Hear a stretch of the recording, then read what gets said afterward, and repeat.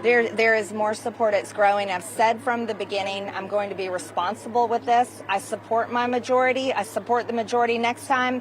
I do not support Mike Johnson. He's already a lame duck.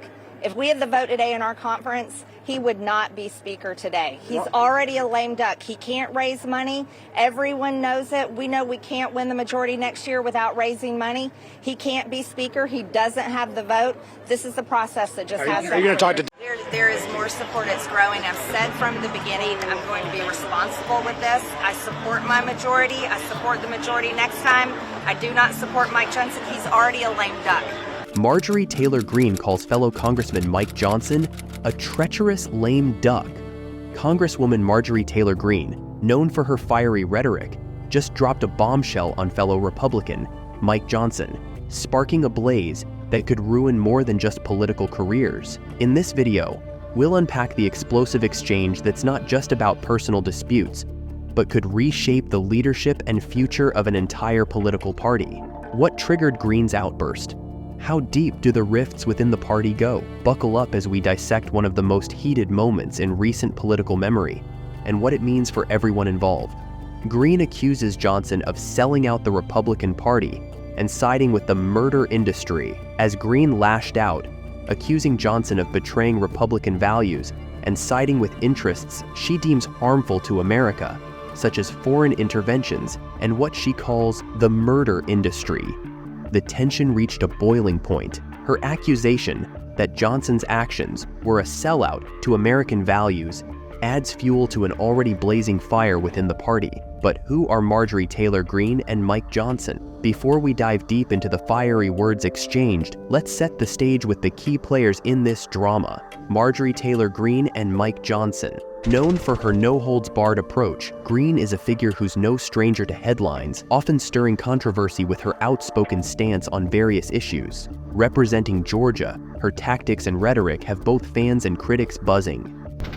On the other side, we have Mike Johnson, a figure who might seem less flamboyant, but holds significant sway as a leader from Louisiana. His style contrasts sharply with Greene's, favoring a more measured approach to politics, which has earned him respect in different circles within the Republican Party. The clash between these two isn't just a random fight, it's rooted in a deeper ideological divide within the Republican Party. Greene's bombshell remarks came after a critical vote involving amendments and policy directions that she fiercely opposed. This moment was not just about personal grievances, but highlighted a significant split in party strategy and priorities. This confrontation raises several questions. What are the amendments and policies at the heart of this dispute? How does this reflect the broader ideological battles within the GOP? And importantly, what does this mean for their leadership and the party's direction as they head toward critical elections? Stay tuned as we explore the implications of this high-stakes political battle and what it could mean for the future of the Republican Party. Greene launched a full-scale verbal assault on Mike Johnson, accusing him of betrayals that cut deep into the core values many Republicans hold dear. Now, let's break down what exactly Marjorie Taylor-Greene said that turned heads and rattled the political cage. Greene targeted Johnson's support for what she perceives as unnecessary foreign involvement and his actions that, according to her, support the abortion industry, topics that resonate deeply within their party. She charged him with not just political missteps, but with a fundamental betrayal of Republican principles. Greene's frustration boiled over as she voiced concerns that Johnson's leadership was out of touch with the base of the party, those she described as the strongest, loudest voices in the Republican and grassroots movement. Her words were more than just a call-out. They were a rallying cry to those who feel disenfranchised within their own party. Greene pointed to the waving of the Ukrainian flag on the House floor as a symbol of misplaced priorities, starkly contrasting it with the lack of action on securing America's borders, another hot-button issue for many conservatives. As Greene put it, this isn't just about policy disagreements. It's about what direction the party is headed and who it truly represents. She hinted at a disconnect between elected officials and their constituents, suggesting that the true feelings and preferences of the Republican base are not being heard or respected in Washington. What does this fierce confrontation mean for the future of the Republican Party? Could Greene's explosive words spark a larger movement, or will they lead to further division within the ranks? As we go deeper into the implications, it's clear that the fallout from this clash could shape the party's path forward in significant ways. Mike Johnson reacts unexpectedly to Marjorie Taylor-Greene's fiery speech. When we had a disturbance here on the House floor just a bit ago, I just want to say simply what I think most people around the country understand and agree. We should only wave one flag on the House floor, and I think we know which flag that is. I said these are not normal times. They're not. The world is destabilized, and it's a tinderbox. It's a dangerous time. No, listen, as I've said many times, I don't walk around this building being worried about a motion to vacate. I have to do my job. We did. I've done here what I believe to be the right thing, and that is to allow the House to work its will.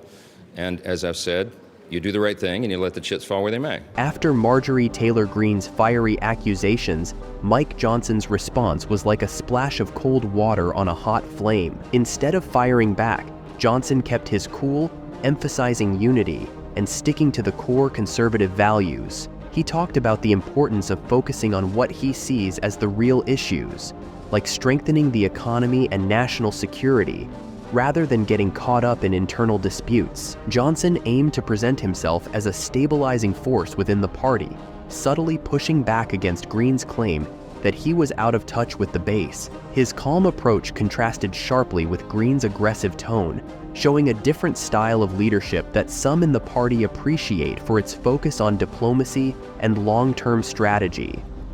Meanwhile, the GOP itself felt the shockwaves. This clash isn't just a simple disagreement, it's a public showdown that reflects deeper divisions within the party. Some Republicans are worried these fights could damage their image and unity, especially with critical elections on the horizon. Others see it as a necessary debate to realign the party's priorities with the wishes of their voters. On social media and in conservative circles, reactions have been mixed. Some applaud Greene for speaking out and pushing for changes, while others worry that such public conflicts could give their opponents an advantage. The debate is lively, with party members and supporters all weighing in on what this means for the future of the GOP. As this drama continues to unfold, it's clear that the Republican Party is at a crossroads. Will they follow Johnson's more traditional, measured approach? Or will Greene's bold, confrontational style win more support? The decisions made now could shape the party's direction for years to come, influencing policies and leadership in significant ways. As the dust settles from the Greene-Johnson showdown, it's time to turn our attention to the grassroots, the Republican voters, and how they're reacting to this high-stakes drama. The voices of the party base are crucial, as they often drive the direction and decisions of the leadership, especially as we edge closer to election season. From forums and social media to town halls across the country, Republican supporters are vocal about their mixed feelings. Many express frustration over the internal conflicts, fearing these may weaken their party's stand against the Democrats.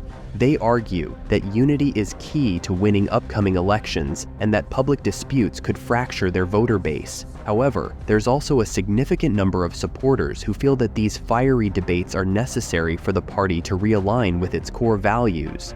They applaud Greene for challenging the status quo and pushing for what they see as a return to genuine conservative principles they believe are sometimes compromised by political maneuvering in Washington. The reaction isn't just confined to party lines. It has sparked conversations nationwide about what leadership should look like in today's political climate. Should it be about compromise and quiet diplomacy, or is there a need for bold, outspoken leadership that challenges the establishment? As the GOP navigates these turbulent waters, they face a critical decision: continue with the current leadership style or pivot towards a more confrontational approach as championed by Greene. This decision could redefine the party's identity and strategy, potentially impacting their performance in the next electoral cycle. The road ahead is fraught with challenges, but also opportunities for renewal and reconnection with the party base. How the Republican leadership responds to this crisis could very well set the tone for their future, making the next steps they take absolutely crucial. All right, folks, that wraps up our deep dive into the fiery showdown between Marjorie Taylor-Greene and Mike Johnson. This clash isn't just a fleeting headline, it's a sign of deeper rifts and a fight over the direction of the Republican Party. If you're hooked on this political drama and want the latest updates right as they happen, make sure to hit that subscribe button. We'll keep bringing you all the juicy details, expert insights, and commentary on this story and many others. What do you think the GOP should do next? How do these power struggles affect your view of the party? Drop a comment below and let's keep this conversation going. Your thoughts and opinions are what make these discussions even more interesting. Don't forget to subscribe for more content that keeps you in the loop. Let's navigate these intriguing political waters together.